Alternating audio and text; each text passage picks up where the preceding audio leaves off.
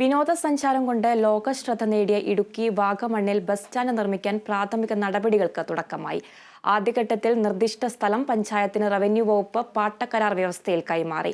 സ്ഥലം ലഭിച്ചതോടെ Elappara panchayat bus stand നിർമ്മിക്കാനുള്ള ഫണ്ട് അനുവദിക്കുന്നതടക്കമുള്ള നടപടികളിലേക്ക് നീങ്ങുകയാണ്. വാഗമൺ വില്ലേജിലെ സർവേ നമ്പർ 1027ൽപ്പെട്ട വാഗമൺ പുള്ളിക്കാനപ്പാതയിൽ വില്ലേജ് ഓഫീസിന് സമീപത്തായുള്ള റവന്യൂ ഭൂമിയാണ് ബസ് സ്റ്റാൻഡ് നിർമ്മാണത്തിനായി പഞ്ചായത്തിന് നൽകാൻ റവന്യൂ വകുപ്പ് തീരുമാനം കൈക്കൊണ്ടത്. അഡീഷണൽ സെക്രട്ടറിയാണ് ഉത്തരവിറക്കിയത്. 1 വർഷത്തിനുള്ളിൽ ടെർമിനലിന്റെ നിർമ്മാണം പൂർത്തിയാക്കണമെന്നും സർക്കാർ ഉത്തരവിൽ പറയുന്നു. നിബന്ധനകളോടെയാണ് കൈമാറ്റം. ബസ് സ്റ്റാൻഡിനായി 30 വർഷത്തെ പാട്ടത്തിന് ഇതേ ഭൂമി 2015-ൽ സർക്കാർ പഞ്ചായത്തിന് അനുവദിച്ചിരുന്നു. എന്നാൽ സ്റ്റാൻഡ് പണിയാൻ അന്ന് നടപടിയൊന്നും ഉണ്ടായില്ല. ഭൂമി കൈമാറ്റവും നടന്നിരുന്നില്ല. ഇപ്പോഴും ഭൂമി അനുവദിച്ചിരിക്കുന്നത് പാട്ടത്തിനാണ്. വിഷയത്തിൽ മനുഷ്യാവകാശ കമ്മീഷൻ ഇടപെട്ടതോടെയാണ് നടപടി വേഗത്തിലായത്. ബസ് ടെർമിനൽ കാലതാമസം കൂടാതെ യാഥാർത്ഥ്യമാക്കാനാണ് ലക്ഷ്യമിടുന്നത്.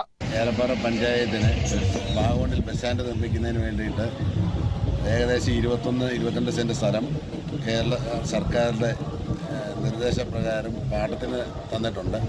ആ പാട്ടത്തിൻ്റെ കരാറ് വാഗമണ്ണ് വില്ലേജ് ഓഫീസർ മാസ്റ്റർ എഴുതി അതിൻ്റെ സ്കെച്ച് സഹിതം പഞ്ചായത്തിന് കൈമാറുകയും പഞ്ചായത്തിന് ഫണ്ട് വെച്ച് ഉടൻ തന്നെ അതിൻ്റെ നിർമ്മാണ പ്രവർത്തനങ്ങൾ തുടങ്ങുന്നതുമാണ്.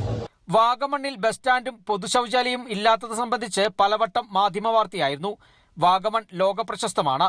100 കണക്കിന് സഞ്ചാരികളാണ് ദിവസവും ഇവിടെ എത്തുന്നത്. ഇത്രയൊക്കെയായിട്ടും വാഗമണ്ണിൽ ഒരു ബസ് സ്റ്റാൻഡില്ല.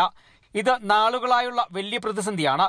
പഞ്ചായത്ത് വീണ്ടും ബസ് ടെർമിനലായി ഭൂമി അനുവദിക്കണമെന്നാവശ്യപ്പെട്ട് അപേക്ഷ നൽകിയതോടെയാണ് ഈ സ്ഥലം കൈമാറാൻ സർക്കാർ ഉത്തരവുണ്ടായത്. ബസ് സ്റ്റാൻഡ് യാഥാർത്ഥ്യമാകുന്നതോടെ വാഗമണ്ണിന്റെ ദീർഘനാളായുള്ള ആവശ്യത്തിനാണ് പരിഹാരമാകാൻ പോകുന്നത്.